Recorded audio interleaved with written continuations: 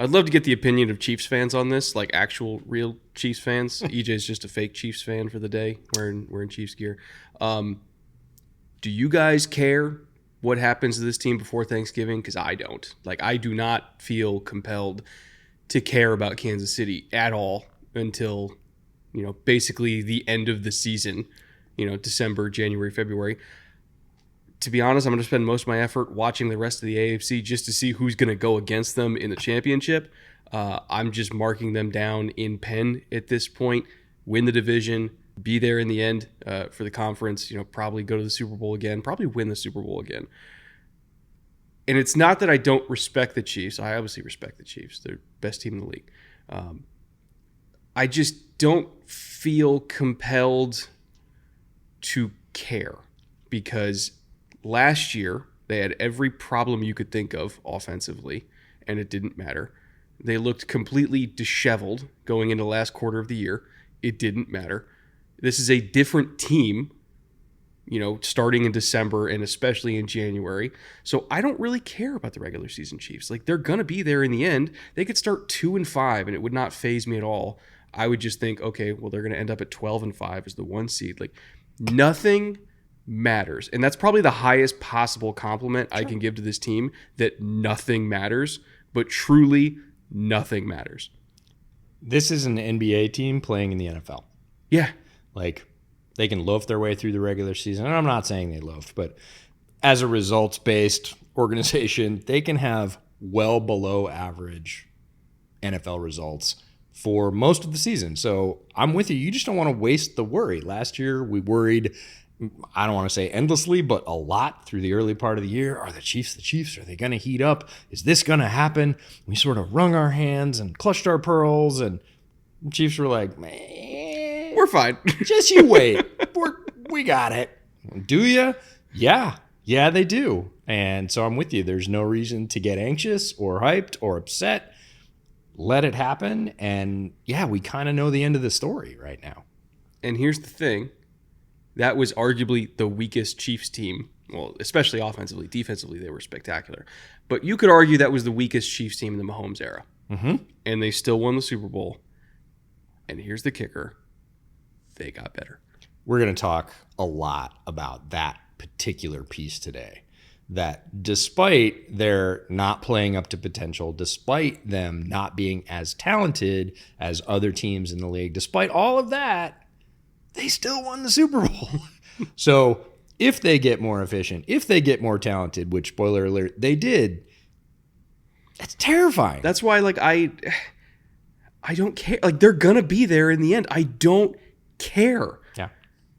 And that's a good thing. Yeah. But if I was a Chiefs fan, I would go into this season with zero anxiety. Yeah. Like, zero. I would probably, spend the last remaining beautiful Sundays in September, golfing with the boys, check the score, damn, Harbaugh got us. Dropped another one. Whatever. Guess we'll just go win our third Super Bowl. Like, it doesn't matter. No, it's a fascinating team. We're going to spend a lot of time pulling apart every facet of what they've done to improve. And it is not like any other NFL team. Like, I don't feel that way about any other NFL team. The Chiefs are unique in that respect. It's LeBron in the Eastern Conference. You just put him there every single year. So we got a beautiful Kansas City whiskey that we're going to drink today, Holiday Soft Red Wheat. Shout out to Holiday. Well, they didn't send it to us, but our friend BJ Kissel at KCSN sent it to us so that we could have something nice to drink for today's episode. Lots to go over today for the Chiefs. We'll see how much of it even remotely matters for the first 3 months of the season. But either way, talking Chiefs today. So Jay, Autumn, Anthony, roll it.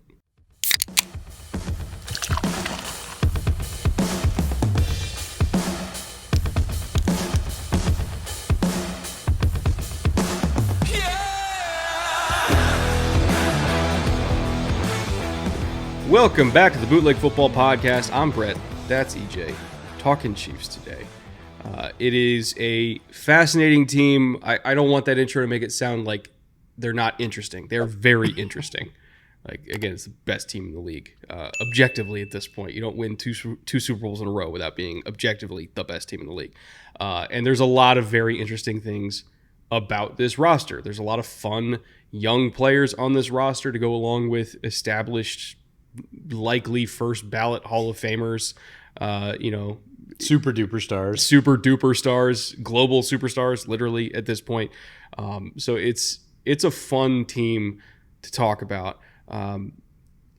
They once again had another offseason where they made some decisions that you and I were kind of like, I don't know about that, but at the same time, every time they do that, they end up being correct. So fuck me, I guess. Going to give him a pass at this point. Brett Veach, we'll talk about him as we get to the front office structure part of this, deserves a lot of credit for what's going on in Kansas City. I know, certainly Mahomes and Reed are a huge focus, and rightfully so, but Brett Veach has been crushing it for years now.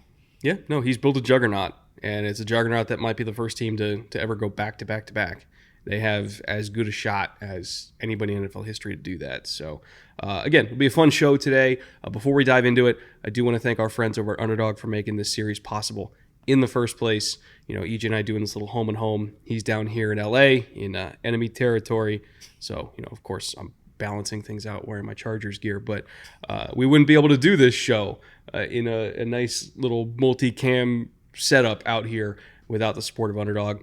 So if you're watching sports this summer, whether it's baseball, because basketball and hockey are over at this point, or golf, or you're getting ready for the NFL season, you're doing season-long pick'ems, maybe you're doing best ball drafts at this point, either because you love best ball or you're trying to get ready for your home league. Whatever you're doing when it comes to fantasy sports and pick'ems this summer, if you want to check out Underdog and play on Underdog while you're watching all these games, you can do so at the link below or at the QR code on the screen. And just to make things a little bit easier for you, if you use promo code BOOTLEG, you'll get up to $250 in bonus cash and a pick'em special in the lobby, which I'm not sure what it is for the week that this is coming out, so I'll throw that on screen right now, but most likely it's something baseball related because we are in the summer doldrums where unfortunately all we have to watch is baseball. So training camp is starting up soon. Thank God.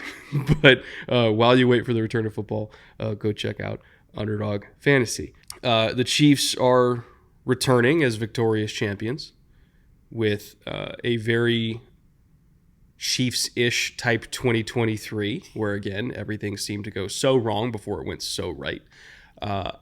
There's not a whole lot to say about last season that hasn't already been said, especially on this show. But for those of you who maybe have not seen this show before and want to get our thoughts on what happened last year before we jump into everything that's happened since then, EJ, take it away.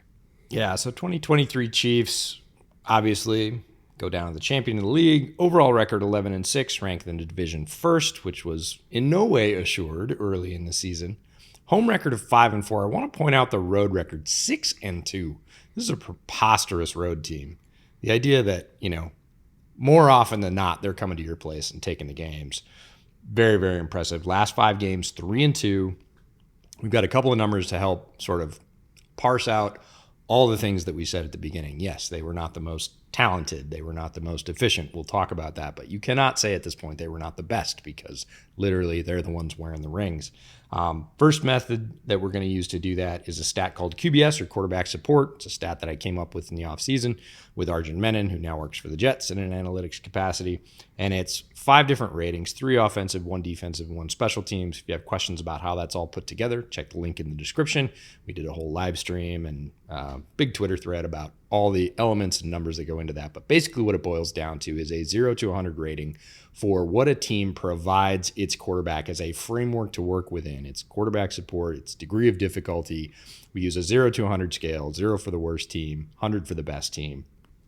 And the Chiefs QBS on the 0 to 100 scale was 93.6. Now that put them 3rd out of 32 teams, which is amazing. Again, that goes back to Andy Reid, his coaching, Steve Spagnuolo, Brett Veach's roster building, all those things. The frame they built was very, very impressive. And then we go to Power Score, which is a metric that we introduced you to last year, where we simply take the team's NFL rank for 6 measures: rushing offense, rushing defense, passing defense, points scored, and points allowed. We just assign their league rank, where they finished in 1 through 32 order, add all those up, average them out, and we come out with a power score. Obviously, 1 would be the best power score. Nobody has that because that would mean you're number 1 in all 6 of those stats. Nobody's like that. The Chiefs certainly weren't. The Chiefs' power score was 16.2, and that made them 9th overall. So you can think of QBS as how they should have done, how did they set the table, and power score as how they did do. So this is where it gets a little odd. The Chiefs actually underperformed their setting and still won the Super Bowl, which is ridiculous. So rushing offense, 18th, passing offense, 12th, rush defense, and this is a point I'm going to hammer home. When I say you don't need to play good run defense to win in the modern NFL, and that you do need to play good pass defense, I'm talking about the Chiefs. Yeah. They were 28th in the league defending the run, and they won the Super Bowl. You do not, for the folks in the back, you do not have to have an elite run defense to win in the NFL. You usually want to be better than this, but mid-pack is fine. Now, pass defense, if your pass defense was in the low 20s, you're not winning anything in the modern NFL. And as such, Chiefs pass defense, 3rd. I think a lot of the argument for, does run defense matter really comes down to, yes, it does matter, but it matters more if your pass defense is also shit.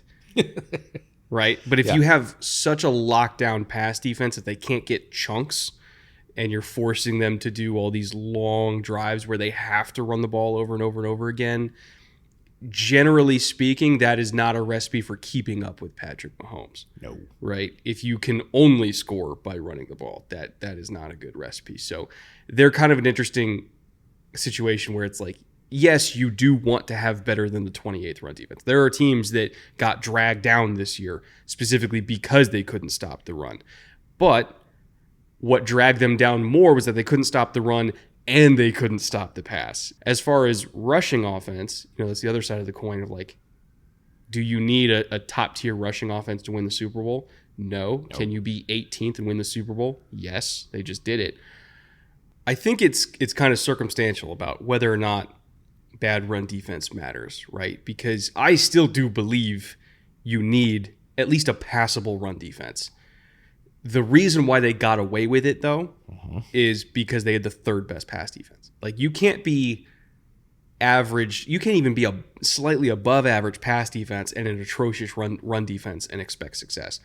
But if you're literally a top 3 pass defense in the entire league and you got badass DBs like Trent McDuffie and L'Jarius Sneed, and you got a first ballot Hall of Fame pass rusher in Chris Jones, you have Nick Bolton, who's blossomed into a great coverage linebacker. You have a bunch of safety nickel hybrid psychopaths on the back end that you can fly all over the place and call a bunch of exotic coverages. Like, yeah, you can get away with being a kind of horseshit run defense. Plus, they play cover 2 more than almost anybody, so you kind of expect them to not be a great run defense anyway. It's just the teams that are average in the pass defense and terrible in the run defense, they're the ones who get stomped. So I would say Spags has just been optimizing for what matters most in the modern NFL and living with the minor consequences, literally minor consequences of that. And I would say on the opposite side, Andy Reid's done the same thing. Like, they won the Super Bowl with the 18th best run game, but they also didn't really try to run the ball. They were the 2nd lowest rushing rate in the entire NFL, like 32.7% or whatever the number was. So they didn't try to be a dominant ground and pound team. They basically used a lot of their quick passing game as an extension of the run game, just a run play with extra steps, right? That's what Bill O'Brien used to call it. Like all the swing screen stuff. He's like, yeah, it's just a long run play. Yeah. And it added up to still being a good ball control offense, just not in the way that you would expect, right? I think all these numbers are symbiotic.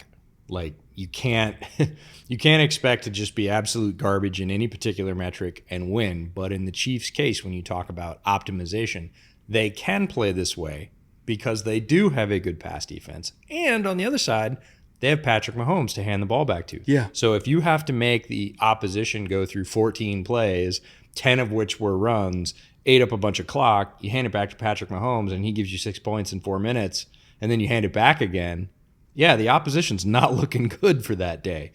And then you get to the points scored 15th, that's average points allowed second. So if you have a lockdown passing defense and a lockdown scoring defense in the modern NFL, that's the key. Mm-hmm. You're not allowing points. You're handing the ball back to Patrick Mahomes. You're making the opponent grind it out. It doesn't matter if they're efficient or anything else. So the Chiefs can get away with it because they have prioritized the things that matter most in the modern NFL and work with their roster.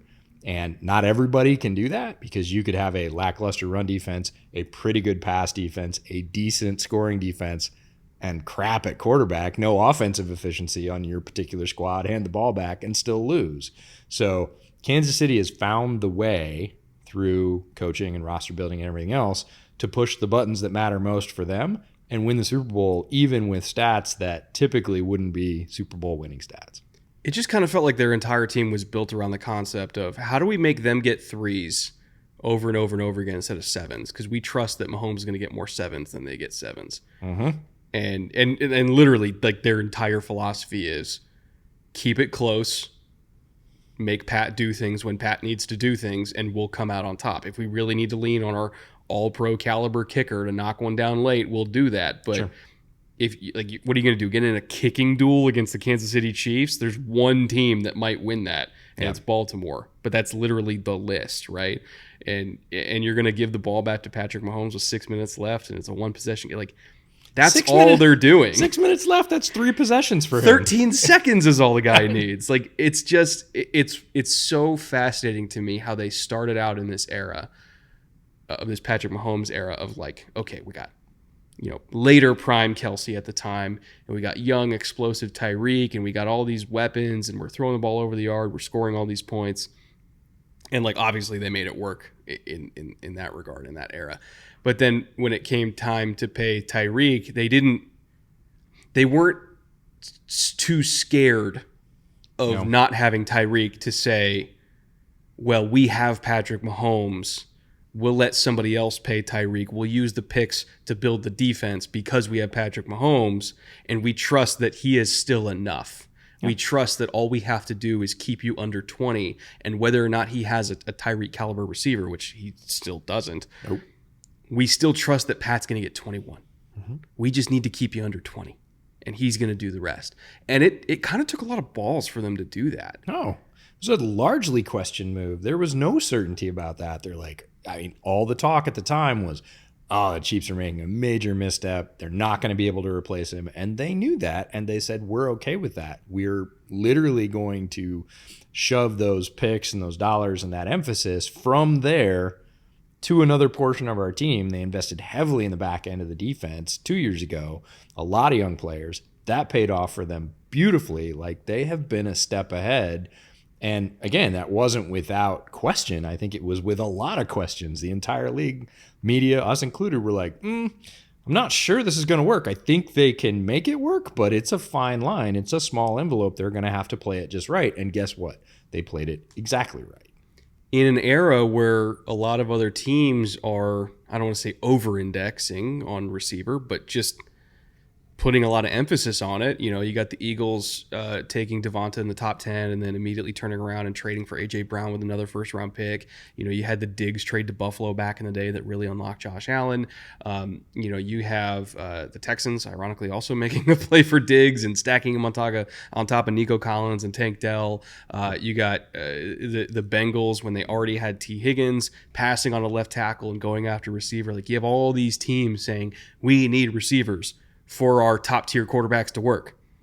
And the Chiefs are like, not necessarily, because if you have the guy, he's going to be the guy with anyone. Yeah. So let's pass on receiver, and we'll take a shot on Rashee Rice, and maybe he's not a good downfield threat, and he's still not a good downfield threat, but he turned out to be a hell of a yak threat, and that was kind of all they needed him to be, right? And it's so fascinating to see how they zigged when the rest of the conference zagged, and they got 2 rings for it. Now, I will say, they've zigged once again this offseason, and they've kind of gone back to putting resources into receiver. Yeah. But it's nowhere near the commitment that a lot of other teams still in their own conference have made. It's still reasonable, kind of responsible investment. Sure. And Yeah, I don't know. I'm the thing that interests me the most about this team is the different identities that we've seen from them over the years and how they're constantly evolving and constantly changing.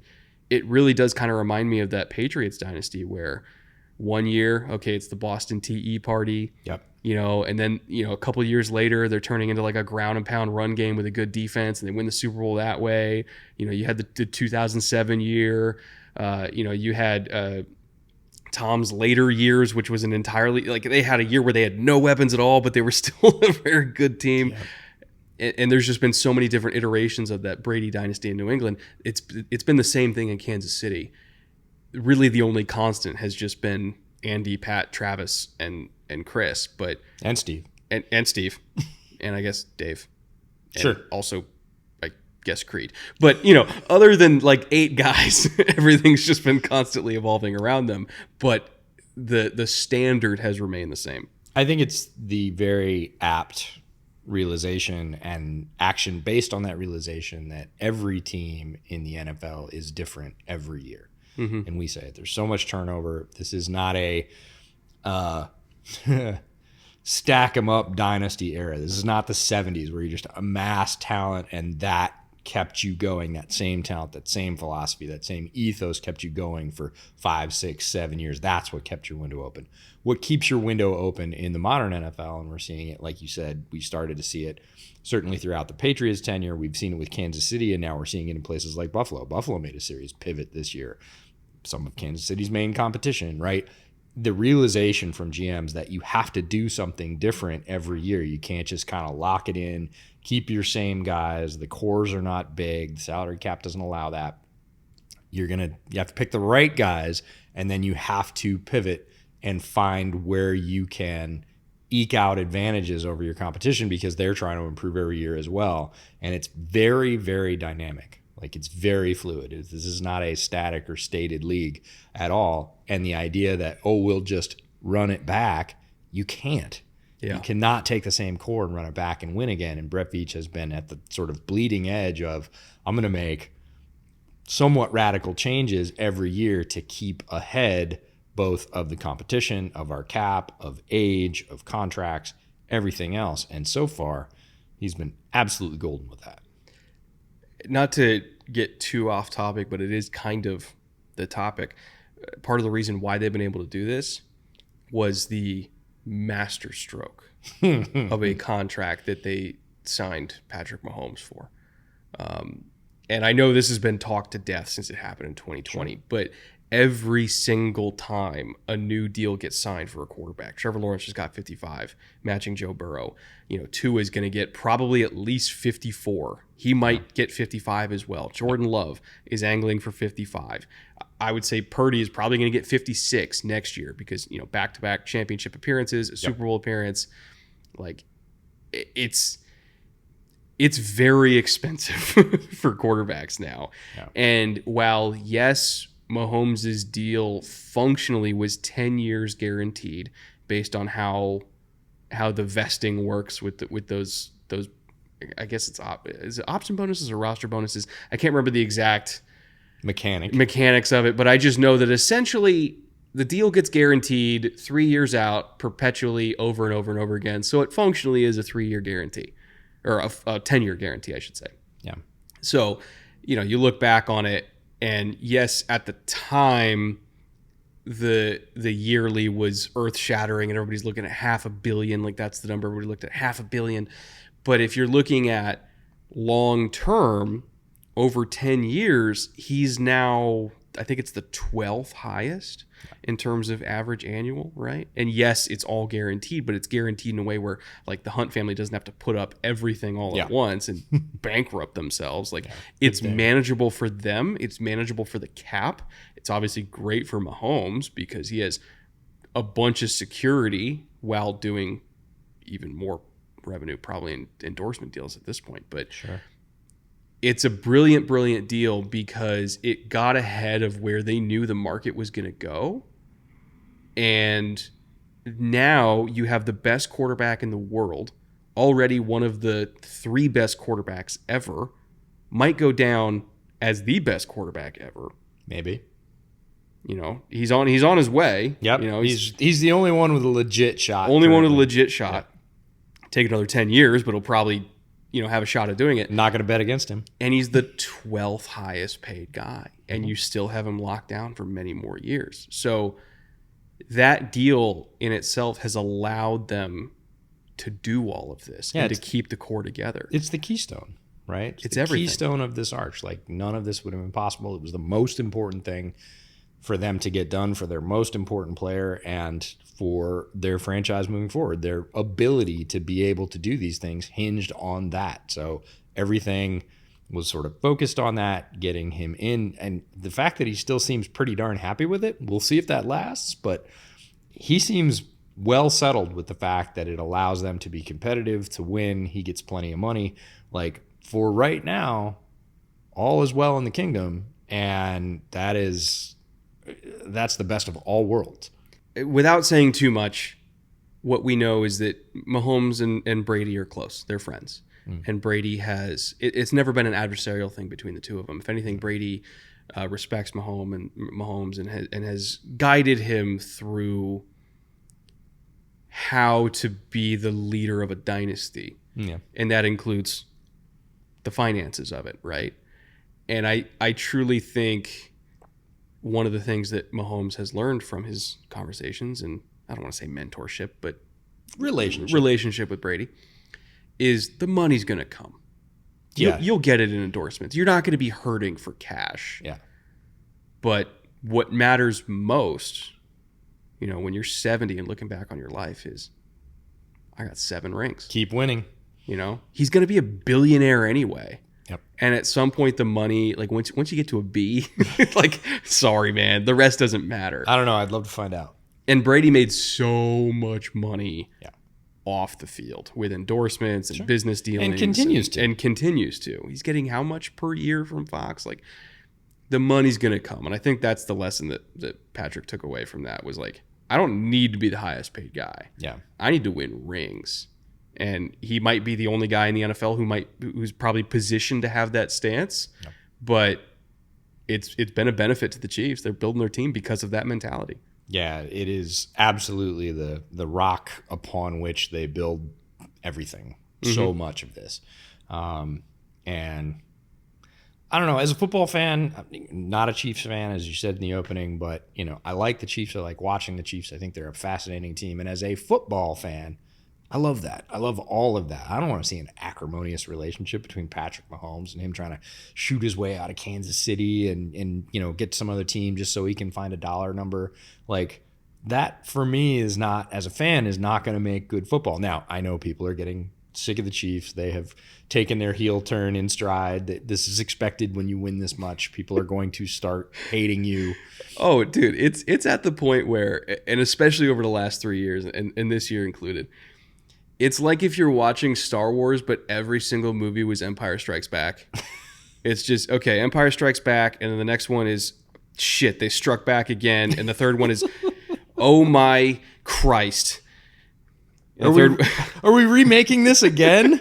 Are the Chiefs winning The third again? one is just, dear God, they're still striking back. Somebody do something about this. And Mahomes' approach to even that is refreshing. He's like, oh no, he got asked on it. You know, he's been asked about this many times, but one of the interviews he gave this year, it's like, oh no, like it ramped up for sure. I got on the road and I was like, oh no, they really hate us now. Like, this is, nobody's kidding anymore. They're upset. And he's like, I get it. Like, I would be upset too. I'm not going to slack off.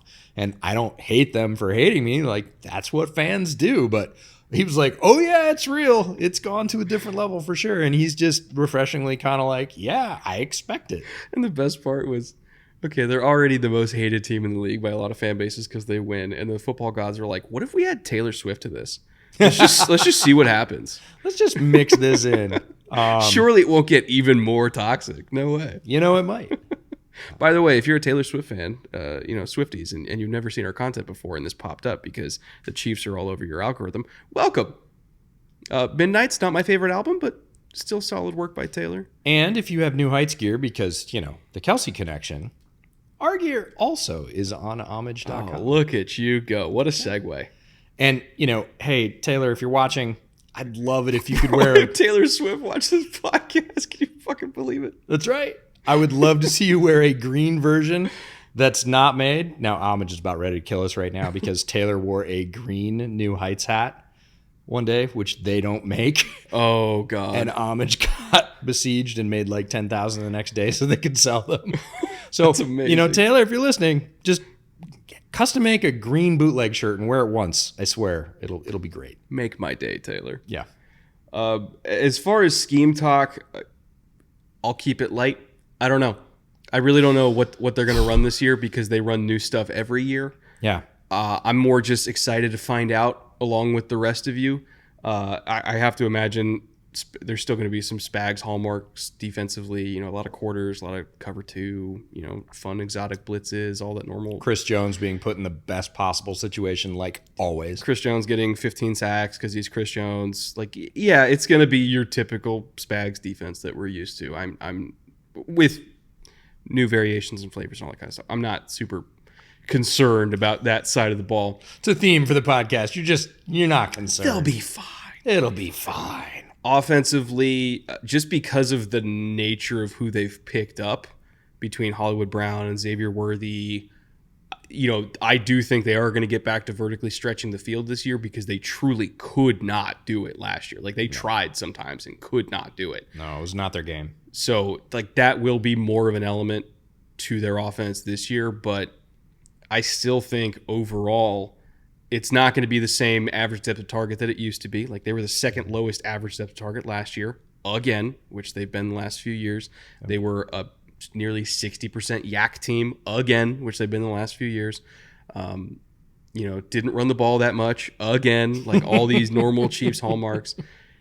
But again, you're going to see a lot of that same stuff, but as far as what are the new wrinkles, what are the new flavors, how much are they going to stretch the field, I got no idea. Like, we're going to find out in season. I'm sure they're going to try it. They're going to fail at a lot of things. They're going to succeed at a few things. They'll tweak, they'll adjust, and we probably won't see what the real Chiefs team is until Thanksgiving. And yeah, that's fine. I'm good with that. Like, I don't care about this team until like that turkey's on the table. That's it.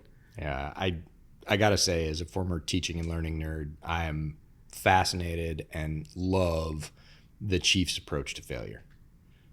Like, as in they're willing to fail, a complete learning mindset. How they attack failure. Right. Some teams, when they fail, like, everybody goes in the tank. Everything gets real tight. Oh my God, we're all gonna get fired. Like, that is a non-flexible or a non-learning mindset approach to failure. Whereas the Chiefs, when they fail, are like, screw it, we'll drop another one. Like, and they do. It's sort of this continual sharpening of the saw. They're not afraid to throw pages out of the playbook. It is in no way, again, fixed. We talked about this from a sort of personnel standpoint with Brett Veach, but from a play calling standpoint, like, they'll pull anything. Andy is famous for taking suggestions from players from any source, right? Finding stuff from the 20s or the 30s, or, hey, we ran this in high school, or I saw this at a Friday Night Lights game the other night. Like, let's run a version of it. He's like, all right, I'll draw that up with what we've got. And if it doesn't work, and they've tried some wild shit in big situations that's gone completely flat. Everybody remembers the ones that didn't, but they've pulled out some, what are you doing? And it just dies. And, you know, a lot of teams would be embarrassed, and that would sort of ratchet down radical change and everything else. And Chiefs are like, no, screw it. Like, we learned something, we're not going to do it again. But or if we do it again, we're going to do it better. Right, but that doesn't mean that we're not going to iterate and we're going to keep going. We're not going to stop, right? We have a very flexible learning approach to this. And I love that as somebody from that world, which was, if you're not uncomfortable, if you're not in a place of discomfort, you didn't learn anything. If you go through something and you're totally fine with it and not stressed at all, you already knew it. Right? You didn't learn anything. There was no stretch. So they'll go and push themselves and make themselves uncomfortable and learn something and then come out the other side better for it. And that just makes them a fascinating team on both sides of the ball to watch. I think what they learned last year was, we need to have a deep threat that isn't MVS. Like that isn't somebody who's only going to remember how to catch the football in January for some godforsaken reason. And bless him for doing that, by the way. Like, MVS is a huge reason why they've been successful for like that 1 month of the year when he's been great. Yeah. But, they learned some lessons last year of like, okay, yeah, we still won the Super Bowl, but we should be able to throw the ball down the field like a little bit. So, and again, in typical sort of Brett Veach fashion, shotgun approach. Let's sign Hollywood Brown or trade for him and get worthy in the draft, and like let's have a couple options that are scare the hell out of people deep. So it allows us to have that option. Doesn't mean we're going to do it all the time. Doesn't mean the ADOT's suddenly going to jump to second in the league, right? Second highest in the league. We're still going to have a high volume passing game that is, again, screen replacement for run game, all that stuff. But occasionally we're going to take a chunk out of your ass. And that's going to put the fear of God in you. And then what are you going to do? Because you were already losing before. Now you're just going to lose faster. Yeah, they're a terrifying team because they have the core group to kind of make anything work, and that's why they just keep winning. The evil empire just won't die, and they won't go away. Speaking of the evil empire, let's talk about the people who built it. We've talked about some of these names, but let's go through front office and coaching staff and kind of learn who's at the heart of this thing. Yeah, so general manager Brett Veach, again, have given him flowers throughout the first part of this podcast, will continue to do so. I think he is underappreciated in NFL circles in terms of, it's not a name you hear all the time, but as soon as you bring him up, everybody's like, oh, well, yeah, Brad. I mean, he's doing an amazing job. So I think he's one of those guys. We talk about that with players a lot. Like you get a top 10 list and, somebody that we think is an undervalued player and you get to top 10 and they're not in the list. I want to stop you and ask why. It's the same thing with Brett Veach, but it's like top 5 GMs in the league. If you get past 5 GMs in the league and you haven't mentioned Brett Veach, I'm like, wait. The man who just won back-to-back rings. Yeah. There's a guy you're forgetting. Andy Reid, I don't think we need to say a lot more about Andy. Entering year 12, which is amazing, now has more wins as a Chiefs coach than he did as an Eagles coach. Really? Yeah. Wow. Passed that mark last year. We'll fact check that, but I'm almost sure that he has now more wins as a Chiefs coach than he did as the Eagles That's coach. Amazing. It snuck up on me. I was like, no, when that got announced, and then I was like, yeah, okay. I mean, I know he's been there for a long time. I still remember when he was hired. Yeah. Right? I remember very clearly the Donovan McNabb era in Philly. So that's just amazing. Yeah. Well, I think he was in Philly 14 years off the top of my head. Again, Chiefs fans can correct me on that. So to already catch that number 2 to 2.5 years early is pretty damn impressive. Super impressive. Coordinators, offensive coordinator Matt Nagy back for his second stint in Kansas City. Defensive coordinator Steve Spagnuolo, who we've talked about, and again deserves every bit of praise as one of the top, I would say, 3 DCs in the league. You're not going to beat Spags on an average day, and you better bring your best. He is not going to make it easy for you. And I don't think anybody comes out of a game against the Chiefs, certainly from an offensive standpoint, and goes, oh, yeah, we did what we wanted to today. We dictated. He is one of the only assistant coaches that as a coordinator, he's going in the Hall of Fame for me. He probably won't because I know how the Hall of Fame functions, but he should go in the Hall of Fame. They're changing that. They now have that contributor, like lifetime contribution. And if there was such a thing as a first ballot contributor, yeah, it's Steve Spagnuolo. Yeah, he is the best big game hunter at DC in the history of the sport. End of debate. No other name should be up there. He is one of the greatest coordinators ever. And I think he's got the hardware to prove it. He's a phenomenal coach. That is a Hall of Fame DC. Whether he gets in or not, to me, that is a Hall of Fame DC. Do not disagree. The assistant head coach, which again is a title that gets thrown around for folks you want to keep, but you need to give a title to so that they can take an equal or greater promotion somewhere else. And that's Dave Toub. He's a special teams coordinator, but he is the assistant head coach. And that is Andy's nod to him as this is how important you are to this organization. This is what you mean. I think long overdue for a head coaching opportunity. I've said that for years. Every year that we've been doing the summer preview series, I've said that. His work in Chicago before he moved on, I think speaks for itself. Tremendously good football coach, well tenured, well respected, obviously, in Kansas City. For offensive coaches, Andy Heck, the offensive line coach, 33 years in the league, 12 as a player, enters his 12th season leading KC's offensive line. Again, we talk about rocks. Mm-hmm. Andy Heck is a rock, has been for Andy Reid. Andy's son Charlie plays tackle in the league. Well-respected player, well-respected coach. Again, I think the Chiefs' offensive line gets a lot of spotlight for their success. Andy Heck is a big reason for that, so we like to shine that light on him.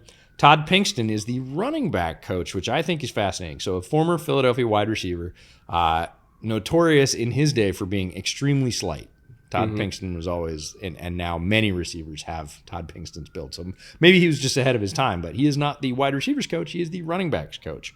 He's in his second season leading the running back room in Kansas City. Pressure's going to be on his guys to step it up after last year's limited run game. Again, they got away with it. I think they would like to see a little bit more balance there. Again, they're not going to try and take over and be the top rushing team in the league. I don't think. Maybe they will be and surprise us.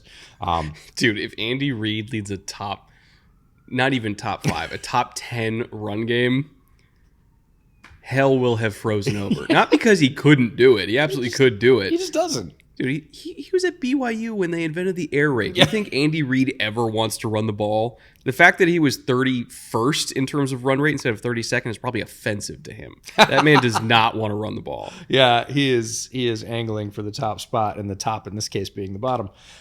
David Girardi is the quarterback coach, and I bring up David Girardi because he's in his 7th season with the Chiefs, his 2nd as QB coach. And there's a couple of reasons we bring up coaches on this list. Well, a few. One is extremely long tenure and experience. If you have 3 or 4 decades worth of NFL experience, you're probably making this list. The other is if your position group consistently outperforms or overperforms or is really good at developing young players, you're also going to make this list. That's not the reason that David Girardi's on this list. I'm not saying that David Girardi is propping up Patrick Mahomes. If anything, it's probably the other way around. However, there has been a strong focus on this position coach for the Chiefs for years because of all their success. So this is a spotlight on the chair, and David Girardi occupies the chair right now. So he will eventually get looks. This is the Sean McVay effect for you at home. Anybody that was in an elevator with Sean McVay for more than 10 minutes got a job coaching offense in the NFL because the shine just rubs off. This is the shine seat in the KC coaching organization. Again, he's been with the team for 7 years. He played quarterback at Geneva College. Any guess? Which Geneva? I don't know. Any guess on mascot for Geneva College? Oh, it sounds like a small enough school where it's something like completely unhinged. It's fantastic. I love it. It is the Golden Tornadoes. The Golden Tornadoes? The Golden Tornadoes of Geneva College. That might give Anteaters a run for its money. It's pretty good. I had to include it. Or banana slugs. That's right. On defense, Joe Cullen, the defensive line coach. Again, Joe Cullen's going to make this list because, look, the defensive line has powered a lot of what Spagnuolo's done everywhere he's been, certainly with Kansas City. Joe Cullen's the guy behind it. The pressure his defensive line creates is one of the reasons that the pass rush really helps the defensive pass rating and the scoring rating for the Chiefs. It is a core tenet of what they do.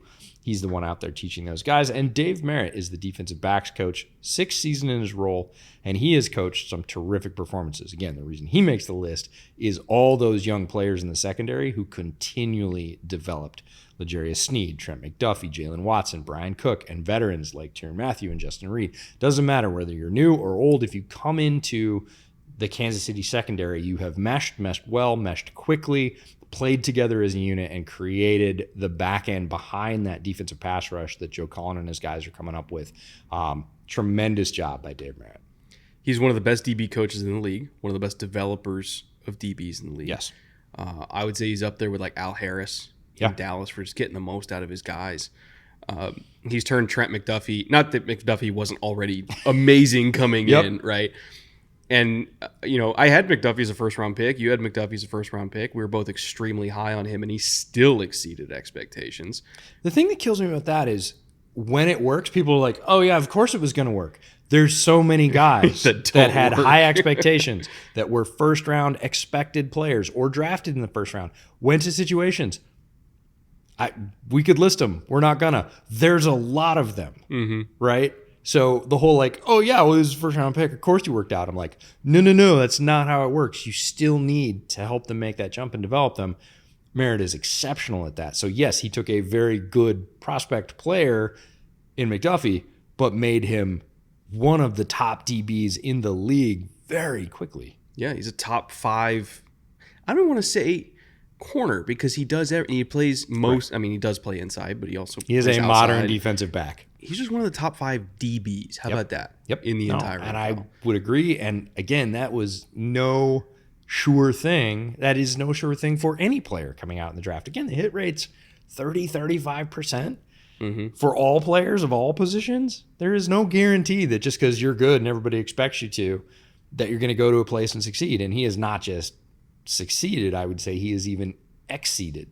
Yeah, it's a home run pick. Yeah. He's going to be the top paid DB whenever he signs his deal. He's going to be the top paid DB in the NFL, which again goes back to the Patrick Mahomes contract. They wouldn't be able to do that if Mahomes was making 55 a year. Yeah, they would have to let him go, which is a true shame. When a team drafts and develops and is sure about a player, they become so good, but it's like, but we got to pay our quarterback. We got to pay our wide receivers.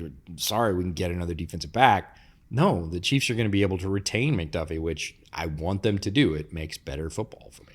Now, they couldn't retain L'Jarius Sneed, and we'll get to that in a little bit, but like the reason why they're confident in being able to replace L'Jarius is because they have Dave Merritt. Like, he's the secret sauce. Like, throw him a 4th rounder, see what he can do with it. Yeah.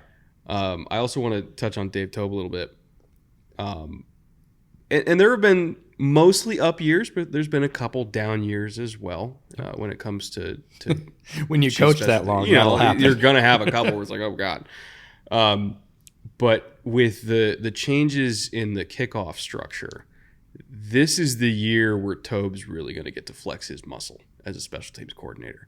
And we've already kind of seen some hints at that with them teasing, Justin Reed maybe doing some of the kickoffs so that they get an extra hat for being able to tackle and not to have Harrison Butker out there getting his ass run over. But it's that kind of like alternative thinking that makes me think Dave Toub's going to have some just diabolical stuff up his sleeve for kickoffs this year. I'm sure he's been working on it since it got announced that they were going with that rule, that he's been working on some just batshit insane look. I'm talking reverses. I'm talking crazy, like, designed onsides because you have to declare it now. I'm sure they got something that they're going to be able to throw at people that's just crazy. I am so, honestly, I'm going to retract what I said earlier in the episode. It's not that I don't care about the Chiefs. I don't care about the Chiefs' offense or defense. I will watch them for the special teams because of what I think they're going to do this year. I care about both their offense, their defense, and their special teams, but I don't care about the overall result. Like you said, they could go 2-5. I'm not going to throw the panic switch because it's like, look, they stumbled a lot in the beginning last year. Everything was fine at the end of the year. Just chill. But in terms of Toub and some other special teams coordinators around the league, we were having this discussion last night. We were at Elite 11, and we were talking to coaches of all levels, high school coaches, college coaches, guys that played in the pros, former NFL vets, asking us about the kickoff rule, which is a little weird. But, we're letting them know what it's going to look like and what it's going to be like as much as we do, which is not a ton, giving them a rough framework of what we think it's going to be. And it'll be really fascinating to me. The thing that I'll be most interested in is who Reed lets Dave have for kickoffs. Because in terms of raw material for the Chiefs, I don't care what side of the ball you're talking about. Like, McDuffie could be returning stuff. It's not going to happen because he's too valuable for them. But you look at, this is my rabbit hole for the exercise. You look at Nick Saban and other high-profile college coaches. They use starters on special teams. Yeah, and they kick the shit out of people. Like a lot of people. Yeah. Like, he's like, it's an important phase, so we're throwing just as much talent at it. Other teams and coaches have a very different approach to that, especially in college where the rosters are deeper and they're like, no, this is where we're going to get guys experience and have them prove their mettle. Other coaches are like, no, we need the most experienced guys with the biggest talent. So it's going to be fascinating to see what Andy's approach to sort of roster limitations are for, like, here's what you can have for special teams now that it's really changed and you're looking for different roles and different abilities. In terms of raw materials, the Chiefs roster is rife with guys that you could use to great effect on special teams, but what's he going to allow? I want to see Chris Jones out there lead blocking for George Karlaftis getting an end around. Some poor 185-pound corner Just looking like that Willem Dafoe meme. Just like, oh God. What is this? Oh, man. Yeah, no, it's going to be a lot of fun. It's going to be great. All right. Well, given everything that we've talked about so far, it brings us to this one's going to be interesting this week, the underdog top 3. Because, again, we don't really know what we're going to get from the Chiefs offense. Sure. I don't even think the Chiefs know what they're going to get from their offense. They're just going to play around with stuff for the first couple months. We think they're going to stretch the field a little bit more, especially in the absence of Rashee Rice, who we assume is going to get a pretty hefty suspension. As of the time of recording this, that hasn't been announced, but like he's going to be, right? So in the absence of Rashee Rice for probably the first part of the year, plus the addition of all their speed, probably going to have a little bit more vertical element, or maybe a lot of bit more vertical element this year, which then brings up the question for 2 of our top 3 for the underdog top 3 for fantasy values. Hollywood Brown sitting at wide receiver 32, Xavier Worthy sitting at wide receiver 36. So there is no consensus-ish right now of who the guy is going to be. Like when Pat is throwing it deep, who's it going to? Mm-hmm. I think there's some questions about that. Yeah. For you, who is it? Well, it's interesting because I think Brown is a little bit too low and Worthy's a little bit too high. So it looks a little bit closer in the standings than I think it is in reality. If you listen to the way Mahomes has been talking about Hollywood Brown as an addition, as a teammate, as a player he's excited about working with, I think 32 might be a little too low. I would agree with that. Just because of Pat. Yeah. Xavier Worthy, a player I like very much and thought was much more complete than a lot of people thought, and this was even pre-combine. Then he goes to the combine, runs the fastest combine time ever. Everyone was like, oh, he's a speedster. We're just going to put him in that box. And he's just a speed guy. I was like, he's actually not. He runs a few routes pretty well that don't have a lot to do with speed. Speed helps, but he is not just a speed guy. I was really impressed with him on that Texas team, but he's also a rookie. He's still working into the game. He's still going to, be coming up against defensive backs who are a whole nother level above what he was facing in Texas. So I think 36 is sort of an inflation of excitement of like speed showed up on Kansas City and Pat Mahomes can throw it a long ways. I think 36 might be a little high.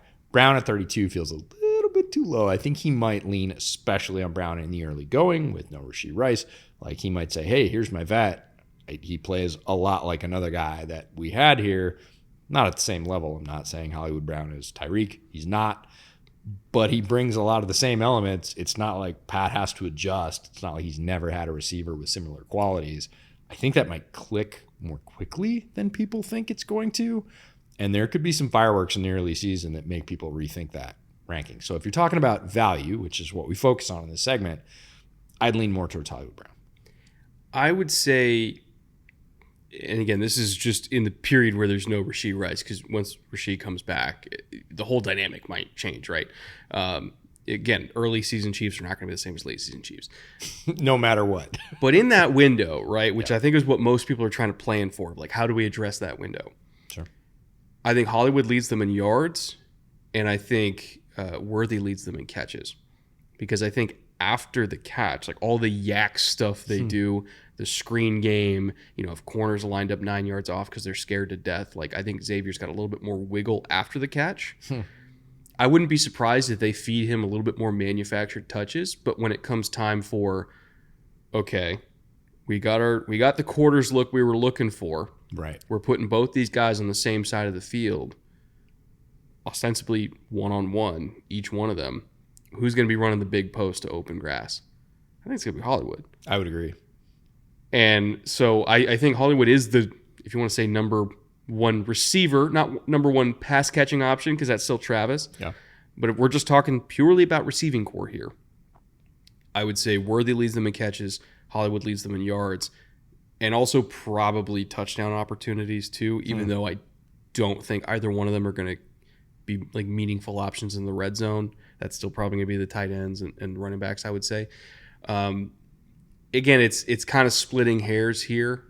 Sure. But I would agree with you overall. Like if I had to choose one, I'd probably want Hollywood. I I do want to note, by the way, Patrick Mahomes is going as QB4 and Travis is going as TE2. So you're not getting value on either one of these guys, but I think it's also because they're the only ones that we really know for sure, like they're going to produce. That brings us to the third guy in the underdog top 3, and that's Isaiah Pacheco. He's going as running back 11. We already told you this team doesn't run the ball that much, and that is by choice. Yep. The only reason you take him at running back 11 is if you think he's still getting all the red zone work, all those meaningful, high-leverage touches. And you mix in the screen game. He's effective in that screen game. We talked about that as a run replacement. 11 to me still feels a little rich. I would say it's the maximum end. Yes. It's the upper end. But I also couldn't find any other players on this team that I qualified as a value. Like, there's just not that many. This is a difficult exercise. When I'm writing these agendas, you'd think it would be easy to find 3 players on an offense who you could talk about as potential values or who have an interesting value conversation around them. Are they too high? Are they too low? Are you getting anything? There are definitely teams, bunch of teams so far. I've written 3/4 of these agendas now where you get to 2 and you're like, I'm just kind of going to toss a dart here. Like, it's like, oh, it kind of feels like the market's right on these guys. Yeah. There's not as many, certainly with all the focus on fantasy, and we're all aware of how much focus is on fantasy. It feels like there are less sort of hidden gems. Back to Hollywood and Worthy. It's funny. I think Hollywood leads them in catches and yards. I think Worthy leads them in yards per catch. Oh, that's fascinating. Yeah. I think he gets more out of less targets because he does have terrifying speed. Oh, it's ridiculous. And so he's not going to get as many, but when he does, he's going to get more out of those opportunities. So that would be my guess, is that they lean on Hollywood as the established veteran, as a guy that knows how to run routes, understands coverages, all that. They feed him certainly more earlier in the season with Rashee Rice not there. So I would say yards and catches are probably both Hollywood. Touchdowns is difficult, but yards per catch, Worthy. Yeah. We were on the field, by the way, when he hit that time at the combine. And even just, and there's a bunch of fast guys, right? Like BTJ was moving. AD Mitchell, his Texas team. I'm sorry, but if you see, like, and it's not just receivers. We talk about skill guys all the time. Running backs, for sure. Corners, obviously. Speed, very important. You're out there. I mean, the first day we were out there, there were big guys out there, linebackers out there, right? Some of the linebackers, 240, 250. It's rare. That guy runs a 4.75 at like 255, like 260. Oh, he's like a hybrid, outside linebacker, DE type, and you're like, dude, that is a lot of human moving. Yeah. Like, so when you get down into the 4.3s and the low 4.3s, high 4.2s, and you're like, I don't care what you weigh, like 175, don't care. That's blazing fast. One of the fastest humans we're ever going to see in person run, because we don't go to the international track nationals. But then you see Worthy in person. Again, we were standing 10 feet from the guy when he hit it. And you see just how fast that is in real time, up close and personal. And the first thought that entered my head was, how the hell is anybody going to tackle that? Like, truly, how does a human being hit a target moving that fast? Like, he is unbelievably gifted as far as bursts. And the first 10. Oh, my God. Like, the first 10 is shocking. He's going to embarrass some people. You're just like, oh, like the air leaves your chest. You watch literally hundreds of these guys run. And over the years we've been doing this, thousands, tens of thousands of guys run. Your eye gets very used to it. Mm-hmm. Your eye gets very used to how fast the average NFL quarterback throws the ball, how fast the average running back can make a cut, how fast the average wide receiver leaves the line in the 40. What quick twitch really looks like on the defensive level at the NFL level. And you're like, okay, that's standard. That's rare, or that guy's got some work to do. And then there's Xavier, where you're like, oh my God. The first 10, you're just like, holy crap. Like, really? Like, you don't even have to wait for the 40 time. You know, within the first like 15 yards, you're like, oh, he's blazing. Like, he's going so fast. Amazing stuff. Yeah, he's a rare human. So I'm excited to watch him in this offense just because of that. Just because I feel like if there was any receiver that, you know, if you pair it with Mahomes, just some absolutely absurd things could happen. It's probably Xavier Worthy. I was fascinated to watch him wherever he went because I thought he was a sneaky talent. Yeah. Like, people were just like, speed. Oh, he's spindly and he's fast. He's spindly and he's fast. I was like, he has pretty good hands. Really good hands. His catch rate was good. He does not have in any way average. It's really just the contested catch Yeah. rate, which somebody that small, okay, yeah, they're not I going get to be a it. good, Not good, necessarily good his game. catcher. And again, what percentage of contested catches, to get really in the weeds about this, does he actually have? Because he has so much separation. He's very rarely in close contact with the defensive back. And when he is, yeah, he's not going to win at a high rate. But he's also not going to be in that situation very often. So how much do you put into that? But the intermediate routes, the medium routes where he's cutting and losing guys later in the route. Again, there's 3 times to win as a wide receiver. Off the line, at the break, and at the catch point. We've established that at the catch point, I would say he's probably below average, but again, it's not a huge factor in his game. Off the line, good luck. We just talked about that burst. And at the break, I think he's really underrated. I think he is sharp in his routes. He cuts them off. He carries speed, does a lot of things that good wide receivers need to do. And I thought, man, this guy's got a lot of wide receiver skills, not just running skills, which is what everybody wants to classify fast guys as. So I thought wherever he went, he had a better than average chance to succeed. And then he got drafted by Kansas City. I was like, oh, well. I still do think, and again, this is not a shot at Xavier Worthy. It's more so just my belief in another guy. You know, there's a lot of talk about, okay, the trade with Buffalo. Sure. Buffalo ends up with Keon Coleman. Kansas City ends up with Xavier Worthy. And, oh, my God, how could the Bills do that trade and hand them Worthy? I will say I did have a higher grade on Keon. So I do think the Bills overall, if we're just talking about a well-rounded game, I do think the Bills got the better receiver. But as far as who's going to work the best with Patrick Mahomes, I don't feel like they'd make that pick unless Mahomes is like, that's my guy. Give me that guy. Like, obviously, they're going to sign off on it with Patrick. So if Patrick believes in him, just like he believed in Rasheed and he made Rasheed work, like, I'm inclined to think this is going to be just fine, and I'm going to be made to look like an idiot again. Look, if he's going to be happy, that's fine. And like you said, when you have a quarterback who is the cornerstone of your franchise, yeah, you ask, Yeah. what are you going to be happy with? We'd like to keep you happy. Now, that's not the end of the argument, but it is considered for sure. And here's my thing about the whole Kansas City. How could they let them get this guy? My point is, it's Patrick Mahomes. We've spent the entire episode saying it doesn't matter. He's going to do more with less. This is the Aaron Rodgers argument when they wouldn't draft him, famously wouldn't draft him a wide receiver in Green Bay. Except Patrick is infinitely more likable. Not even a likability contest. Like, he's going to make it work no matter what. So insert wide receiver X. Mm-hmm. You could give that, like, there were 5-6 wide receivers in that range where Worthy went, where the enraged comment on Twitter would be the same. Mm-hmm. How did they let him get A.D. Mitchell? How did they let him get Xavier Worthy? How did they let him get Xavier Legette? Like, it doesn't matter who goes to Kansas City. You're going to be enraged because Pat's going to make it work, and you all know it. So it doesn't matter that it was Worthy, and if it wasn't Worthy, it would have been somebody else, and you would have been just as mad.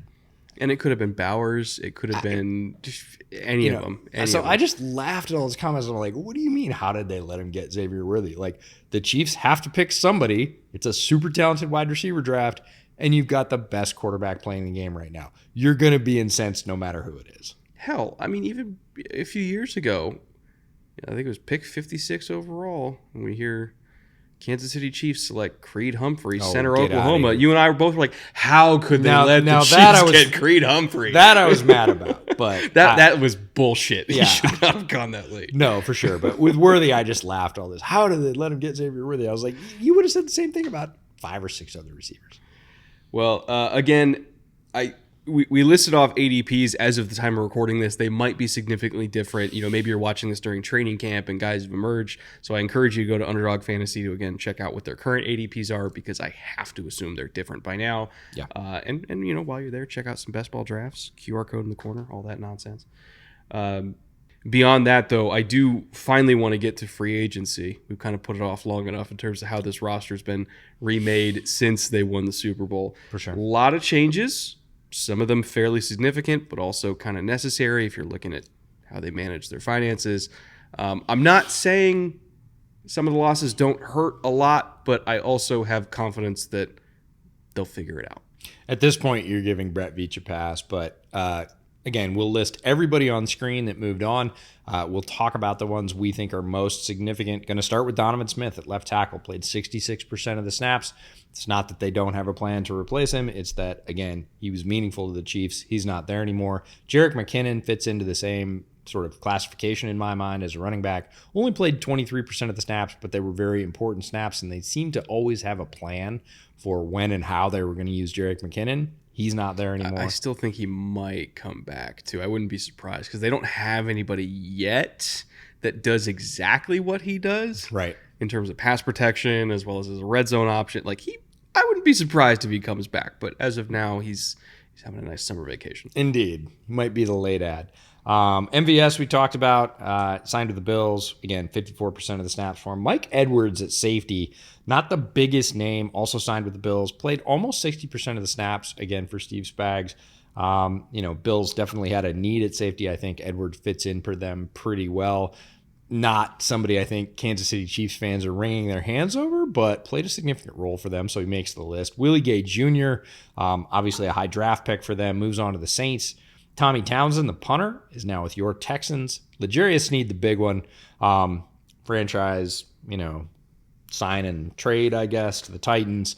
91%, and was really the guy that was a bridge too far money-wise. It's not like they didn't like L'Jarius Sneed. Let's get that clear. He was a very important part of their defense, really a cornerstone, a rock of their defense, but it was like, okay, when we get down to these numbers outside of Patrick Mahomes and we're paying our stars, we just paid Chris Jones a ton of money. Obviously, Patrick's got his deal. We've got other people to sign. We have to pick. We have to make some choices. And again, we think with our ability to develop young defensive backs that we can make this up in aggregate. No one player is going to replace L'Jarius Sneed. It is probably the biggest loss on this list without question, but it was a very, I think, strategic choice, like one made with a heavy heart, but also a clear mind that said, this is the way we're going to do this.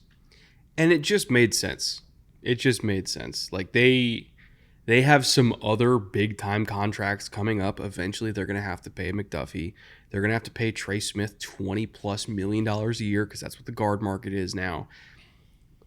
There's only so much you can dish out, even with the contract advantage they have with Mahomes. There's only so much because you're still paying Chris Jones top of market. You're still paying Travis Kelce top of market.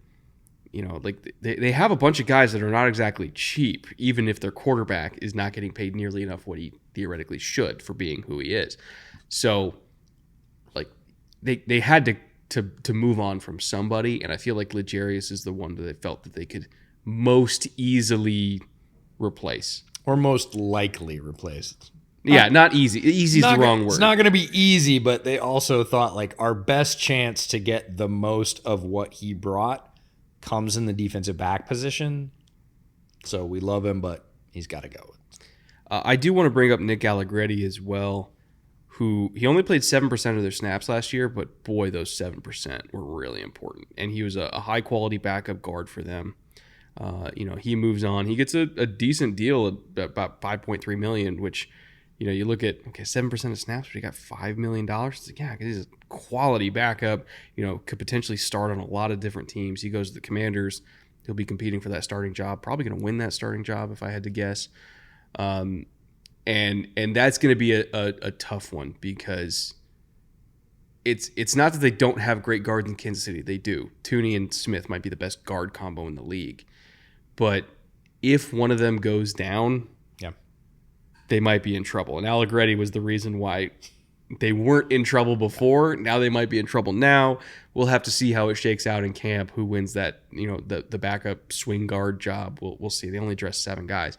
But That's kind of like a low key kind of like, man, that one hurts. But also, you're not going to give $5 million to a backup guard when you're already paying Tooney and you're about to pay Smith.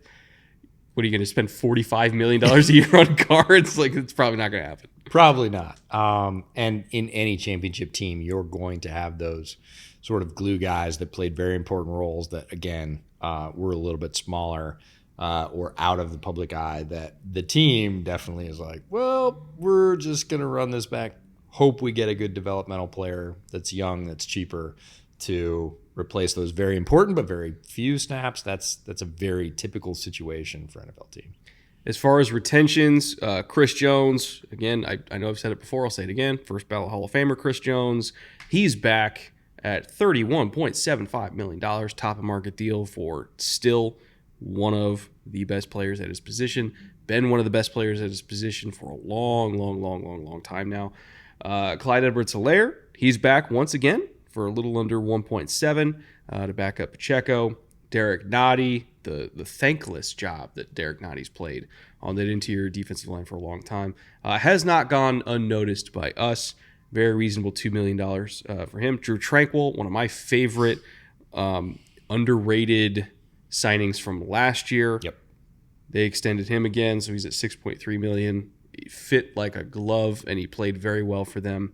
He feels very much like the, and it's hard to say modern because Van Noy's still playing. He feels very much like the modern Kyle Van Noy. Just to do it all. I'm going to move from team to team. I'm going to be good. I'm super versatile. I don't necessarily have the highest profile, but I have a large amount of impact. Like he's growing into that role. I still think 6.3 is underpaying him. For what he did, yeah. You know, he's a really, really good player. Mecole Hardman is back again, which means they're probably going to win the Super Bowl again because they don't win Super Bowls without Mecole Hardman. Might be soon to be 4-time Super Bowl champion, Mecole Hardman. It's just unbelievable. Right place, right time. God bless him. Mike Dana is back again. Versatile defensive line piece for them. Is a thicker body edge at $8 million. Always been very effective for them. And then of course Travis Kelce is back once again at $17 million at the ripe old age of 35, but still at the top of his game. Travis Kelce, I just as an aside, you know, there's the debate about, okay, is he the greatest tight end of his generation between him and Gronk? I don't think it matters at this point. You could argue for either one of them. That's not what I'm interested in. But as far as beating the odds, I think he is a player who has beat some of the greatest odds of any tight end. And I say that because this is a guy who, again, was a third-round pick coming out of Cincinnati. At least I think he was a third-round pick. Might have been a fourth.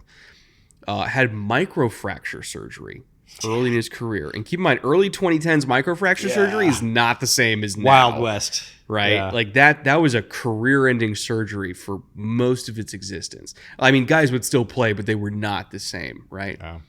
And then went on an Iron Man streak where he didn't miss a game. Forever. Right? And he blossomed into, at minimum, the greatest receiving tight end of his generation, if not the best overall tight end of his generation. You keep expecting him to fall off year after year, and he's 35 and still looks great. He's still getting paid top of market. And this is a guy who started his career with one of the riskiest, most damaging when they call it microfracture because they break the bone. Yeah. Like they break your kneecap. Mm-hmm. Right? And so many guys have got that surgery and just never got it back. Like Jadeveon Clowney was another one who early in his career around that same time. And Clowney, you know, played for a long time, carved out a nice career, but he never turned into what he was supposed to be because he just always had problems. He constantly had to get his knee drained.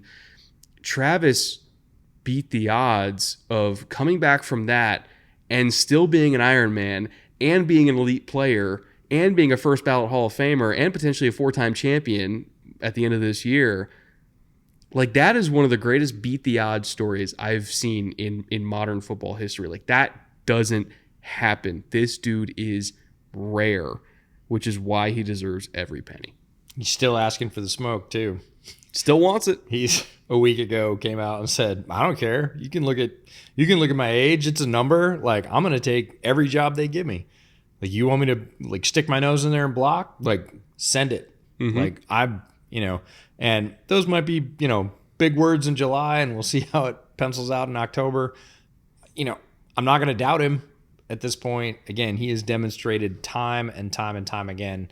I'm happy he's back. I'm happy we get to see a little bit more football from him. If we'd lost sort of both Kelce's in one off season, it would have been tremendously damaging to me as a football fan. I like watching both of them play. Very, very effective. And again, like I said, not going to say that he can't do it, because I think most people that have said Travis Kelce can't do things have been proven wrong. As far as third-party additions, much smaller list, because, again, not a whole lot of extra money to work with. Where's that money going to come from? Irv Smith, they brought in from the Bengals. Hollywood Brown, we mentioned, brought in from the Cardinals. And Carson Wentz, brought in from the Rams. Carson Wentz still bouncing around as still making money. As a backup. 3.3. Yeah, boy, talk about a career that did not go how we expected it to. But yet is not over. He's still 32 years old, still playing in the league. He is morphed. He has found a way to keep himself relevant and stay in the league. So credit to Carson. All right, let's get to the draft. Moving on from March, we'll go to April. Really kind of fascinating draft from the Chiefs. Again, I don't agree with every pick, but I think Veach has earned the benefit of the doubt at this point. Some of them I loved.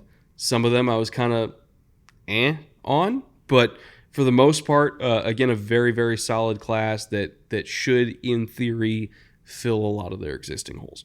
I would agree. Xavier Worthy, the wide receiver out of Texas, obviously the pick in the first round, 28th overall. We've talked a lot about him, so we'll skip over that. Kingsley Suamataia, Suamataia. There we go. Missed a syllable there. Offensive tackle out of BYU, second round, pick 63. Wildly talented physically. This is a guy that was predicting a very low 40 time. Didn't actually hit that, but there was wide reporting that he was going to crush. If you watch his tape, he's physically dominant. He's still figuring it out. But again, going to a situation like Kansas City with a coach like Andy Heck, his chances for success are as good as they can be, and he has all the building blocks he needs to be an NFL tackle. We're not going to debate that. Jared Wiley, the tight end from TCU, they skipped third-round pick. This is in the fourth round at 131 overall. Was the first one where I went, a little early for me. Pretty darn early for me. There were a lot of people that were big Jared Wiley fans. We were not necessarily among them. We were not Jared Wiley haters, to be clear, but it felt like there were other players still on the board at tight end even, but at other positions as well. Again, this is where we sort of lean into the Brett Veach, like, hey, you've earned the right of first refusal here. Your pick, your choice. We'll see how it goes. Jaden Hicks, hands down, my favorite pick of this draft. Absolute larceny in the fourth round at 133. He's my top safety in this draft. And he's such a spag safety, too. Like, the fit makes it even better, but just from a pure size, speed, talent, already demonstrated ability in college level, this is ridiculous. There's something we didn't know. This is not a fourth round player, folks. This is a tail end of the first. If he wasn't a safety, definitely second round, third round, crazy value. Deep in the fourth? What the hell? Go watch some Jaden Hicks tape. This guy's a beast. I already know what's going to happen. Spags is going to call cover 2 like he always does. That's right. He's going to be the boundary side safety. They're going to think it's going to be a Tampa look, but Bolton's going to drop off. He's going to let the number 3 go down the middle seam. Quarterback's going to think, oh, I got this thing. Yeah, the safety's expanding. And he's going to let that thing go to the middle seam, and then Jaden Hicks is going to come out of nowhere and fucking obliterate somebody.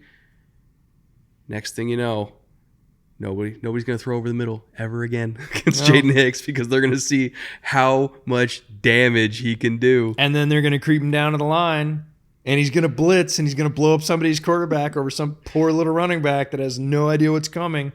And, he is incredibly versatile. He has a really good size profile for a safety these days. He can fly. People talk about him as a box safety, as a hitter, because of so much impact. Oh, he can hit. That is a huge part of his game. Look at some of the coverage reps, though. Yeah. He's wildly underrated in coverage. I saw so many people, just like with Xavier Worthy, who were saying, oh, he's a speed guy. And I was like, his game's bigger than that. Was it Washington? Yes, that it he, that he had was. the pick on the slot fade. Yep. Right.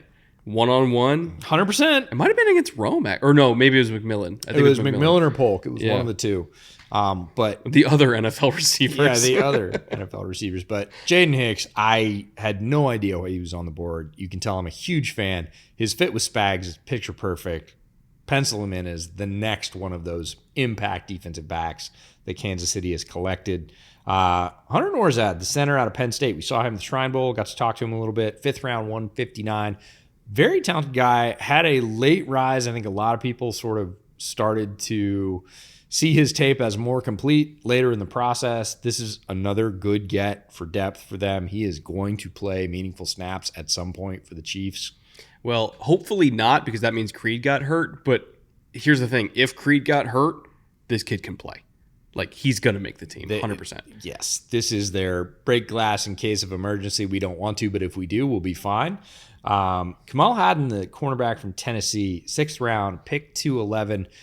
Again, this is where I'm leaning heavily into the Spags and Brett Veach. Like, you have carte blanche. You're picking late round defensive backs.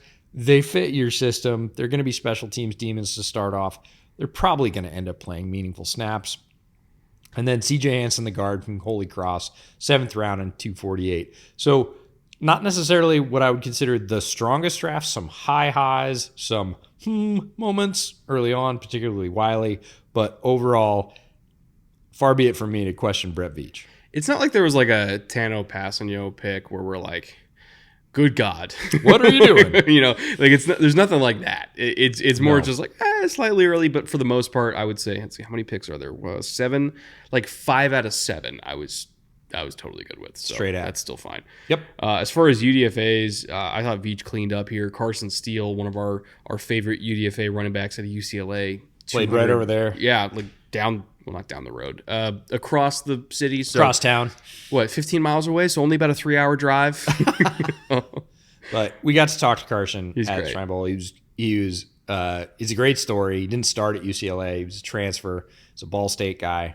And tremendous player, extremely versatile. And when he ended up, A, going undrafted, and B, landing with the Chiefs, I was like, oh, he's so perfect. He can do all the things. Very hard-nosed runner, has what I would consider some sneaky speed, great size, and is just such a grounded kid. Really enjoyed our time with him.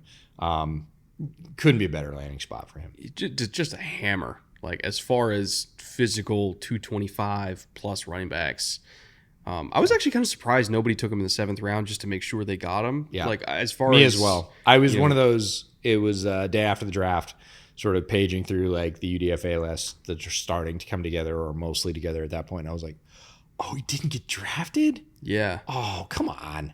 He was a true junior too, wasn't he? Very, very solid kid. Very solid player. I was really surprised, like you, that somebody didn't take a late round flyer just because of the versatility. He can do so many things for you. Fabian Lovett Sr., interior defensive lineman from Florida State. Great run stopper. Absolutely fits their type of just mashing people at the line of scrimmage. Built like Adonis, too. Yeah. Like, oh, he is. Getting off the bus, you're like, oh, okay. Yeah. All right. Another one of those guys who, again, was surprised that he wasn't drafted on day 3. Curtis Jacobs, linebacker out of Penn State. That's pure special teams pick, in my opinion. Or not pick, signing, I guess you could say. Addition. This is the big one. Ryan Rakow, punter out of BYU. My top punter in this class. Some teams drafted them in the 4th round. Some teams, like the Chiefs, who win Super Bowls, got their great punter as a UDFA. EJ, who was it that spent a high pick on a punter? Oh, maybe it was the team that didn't trade up to draft a punter, thankfully. This is my point. You can get punters like Ryan Rakow who are very talented at their job as a UDFA. You don't need to spend a 4th round pick on him, weapon or not. Again, nothing against Tory Taylor. I think he's a great player. But in terms of value and process, I'm going to go with Veach here. Yeah, he's a great punter. I love Rakow. Again, a little bit biased because we watched him punt in person at Shrine Bowl, and I'm one of those weirdos who scouts punters by sound, and the sound of the ball coming off his foot is just different. Like, he's got a howitzer attached to his hip. So love that pickup for them. There's a reason why they were willing to let Tommy Townsend walk off into the sunset. Rakow's it. Rakow's the plan. All right. Let's get to the summary, where we ask 2 questions here. First one being, did this team get better, worse, or are they roughly the same? And we answer that with a thumbs up, thumbs down, or thumbs even. I'll be honest, I want to say thumbs up because at the start of the show we said they got better. But in the spirit of well, they already won the Super Bowl, I'm going to go thumbs even, which really just means they're still the best team in the league. And I know that sounds completely contradictory, and it is, but like, they're still the best team in the league. I'm just going to go with thumbs even. I'm going to make it easy on myself. I thought they had a good draft. They had a good free agency. Their defense is still elite. Their interior offensive line is still the best in the league. They still have the best quarterback in the NFL. They have explosiveness in terms of the skill position players. They have a great coach. They have multiple great coaches, multiple Hall of Fame coaches. The front office is great. Like, there's nothing missing here, man. Like, okay, there's some minor little holes that aren't as good as some other AFC contenders. Like, Yeah, but we're talking about like backup guards. okay, they don't have Laramie Tunsil at left tackle. Yeah. Like, there's some minor shit that isn't top of the league. But if 90% of your organization is better at their jobs than everybody else, you're still the best team in the league. So I'm going to go thumbs even just because I think status quo has been maintained. Like, they didn't get worse in the offseason. Like, again, we'll say they got better, but there's really nowhere to go. Like, there's nowhere higher for them to go. They're the best team in the NFL. They're my pick. Like, spoiler alert, if I had to pick a Super Bowl winner, it's them, because I'd be stupid at this point not to. Yep. Like, they're the only team that I think has a realistic shot to be a back-to-back-to-back Super Bowl winner. Like, that is a historic accomplishment, or arguably the greatest team accomplishment in modern American sports history, if they can do it. I think they have a really, really good shot. They're my pick against the field to win the Super Bowl. That's just how damn good they are. And I want the folks at home to understand, like, they're not going anywhere. No. They're going to lose some games. Sure, like, Harbaugh might get them this year. You know, like, Sean Payton might eventually win a game against them, but, like, it's the Chiefs. They're not going anywhere. If they're going up against Baltimore in January, I'm picking KC. If it's Cincinnati, I'm picking KC. If it's Buffalo, I'm picking KC. If it's Houston, You're still picking KC if you're smart. I'm hoping for Houston, but I'm picking KC. Yeah, like, for sure. That they are it. They are the team. Yeah, I'm gonna go a slightly different take. I'm gonna disagree slightly. There is nowhere for them to go in terms of results, in terms of up, but the roster is better. So I'm going with ever so slightly up. Thumbs up. Look, they're the defending Super Bowl champs, but we talked about how they didn't achieve their highest level last year and still won the Super Bowl.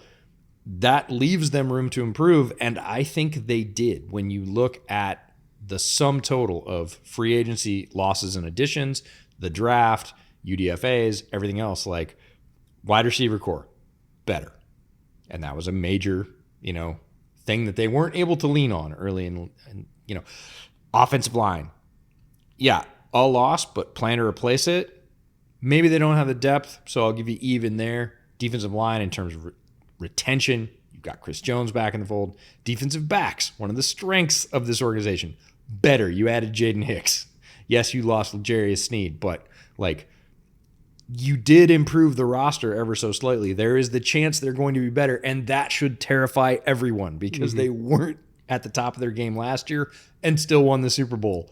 And oh yeah, they got ever so slightly better. So I'm going to give them the slightest thumbs up because it doesn't feel like business as usual. It certainly doesn't feel like they've just lost ground and said, oh, we're going to run it back. And yeah, we can afford to lose guys, which is, we've seen lots of Super Bowl winners do that. Was not their approach. Then as far as, ceiling and floor and wins and losses go, how high are you willing to go for ceiling? I'm going to go 12. I think they could win 13, but again, everybody else gets paid too, and there's a ton of competition. Like, there's a lot of other good teams out there that are also not sitting still. And the Chiefs aren't going to be perfect.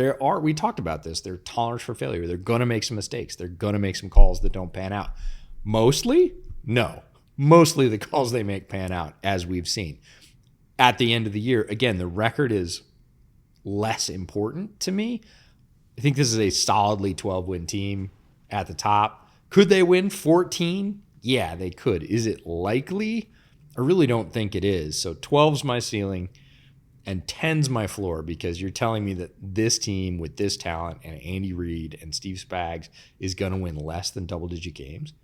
Like the Chiefs as a 9-win team? I don't think so. I don't even think it's possible. Yeah, I don't think so. So I'm going to go 12 and 10. I'm going to go 10 as my floor as well. My ceiling, and again, maybe this is just like the trauma talking. But I go through their schedule, and like it's not an easy schedule. Like they play against, the big dogs in the AFC. Sure. But when you are looking at each game individually, and in your head you're favoring them in every single game, yeah, like they're going to drop a couple of those because it's the NFL. Sure. They're going to drop a couple. But my ceiling is a very irresponsibly lofty 15 games. Yep. I think they could be a 15-2 team cruising to the first seed, and one of those losses might be like week 18 when they're resting everybody, when they got locked up, right? But I think they have the potential to sweep the division. Now, the Chargers game is going to be tough, and if you watch the Chargers episode, that'll tell you why. Sure. But they could very easily sweep the division, take care of business against the top of the AFC that they play in conference, because they're very good in terms of playing against elite teams. The schedule makers did them no favors. Like if you're looking at how many games they have to play over, condensed periods of time, and, some of the time zone stuff, and in terms of, playing teams off buys when they're not off buy, it's a brutal schedule. It's honestly I don't want to say unfair, but it sucks for them. Yeah. But they are so good. Yeah. And I have such respect for how good they are that if I'm just looking at individual games, I'm still favoring them in every single game. Yeah. So I think that if they have their shit together early, and they don't have that normal early to mid-season fall on their face period, which they tend to do sometimes, yeah, they could be a 15-win team, and they could have the first seed locked up by Christmas. Yeah, I think they drop about a game a quarter, and I mean quarter of the season. They just, for whatever reason, they don't play their best football. Wait, do they play the Colts this year? Hold on. That's the one team where it doesn't matter how good or bad the Colts are, they're going to beat them. Yeah, I think they drop, one game a quarter on average. But that's we're talking about a 12, 13-win team. Oh, they don't play the Colts. All right, 17-0. Undefeated. Yeah, that'll be the title for the episode. But we both think they're going to be very good. We both said at the top of this thing, what they do in the regular season is kind of irrelevant. So we're throwing darts anyways. We don't know exactly what they're going to run. We don't care exactly how it works out. They're going to be there in the end. They are going to be competing. They are going to be favored in those games that matter the most. And they have a legitimate shot to run it all the way back to the championship game and win it. And that's not a realistic take for more than probably a third of the league. Yeah. And they're right up there at the top of that third. Let's be clear. We're not talking about them being, 8th or 10th. We're talking about them being first or second. I just caution people against having too strong of a take. In week 1, they're going against Baltimore. And if the Ravens beat them, which the Ravens could very easily beat them because the Ravens are an elite team. Yeah. Top 5 team in the NFL in everything. And we always know week 1 is weird. Week 1's weird, but even if the Ravens blow them out, again, who cares? I caution you all against having too strong of a take either way about that game, about either the Ravens or the Chiefs, because we know what really matters is when they see each other again in January. But week 1 is weird. They're two elite teams. They could both blow each other out at the drop of a hat. I would just enjoy the game, enjoy the fact that football's going to be back, but do not read too much into what happens in that one. or really for the Chiefs in the first quarter of the season at all. Yeah. We're saying all these great, flowery, wonderful things about the Chiefs because we believe them. But if they go 2-3 in their first 5, Yeah. I'm still, there's no panic button. Like I don't even have the key in the lock that takes the glass lid off the panic button at that point. The key's still in my pocket at 2-5. Like I'm not even thinking about taking it out. They're going to be fine. Yeah. Like, I guess that's what we're trying to convey, is they're going to be fine no matter what.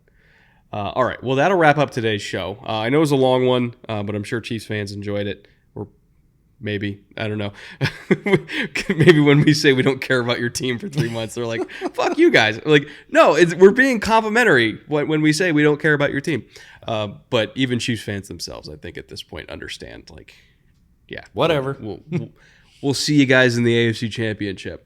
All right. We'll be back next week with the... Is it NFC West? Yeah, NFC West. Correct. Starting with the Arizona Cardinals, who are a fascinating team in their own right. First time in a while, I think we could say that, where the Cardinals are legitimately intriguing and might also be a wild card contender in their own right. So if you want to come back for all the NFC West teams back to back next week, please do that. Thank you once again to all of our patrons, especially in the executive producer tier, for making this show possible in the first place. We appreciate all of you dearly for all of your support. Thank you to Holiday for making a really damn good bourbon. Really, everything Holiday makes is great. They didn't send it to us, but thank you guys for making it. If you happen to see this, But we're not opposed. We're not opposed to you working with us, though, and sending us more bottles. All right, I think that's everything we got. Check out Homage for bootleg gear or Chiefs gear or any gear. Whatever you get, the link in the description below. We get a cut of that. Come back next week for NFC West. And until then, later.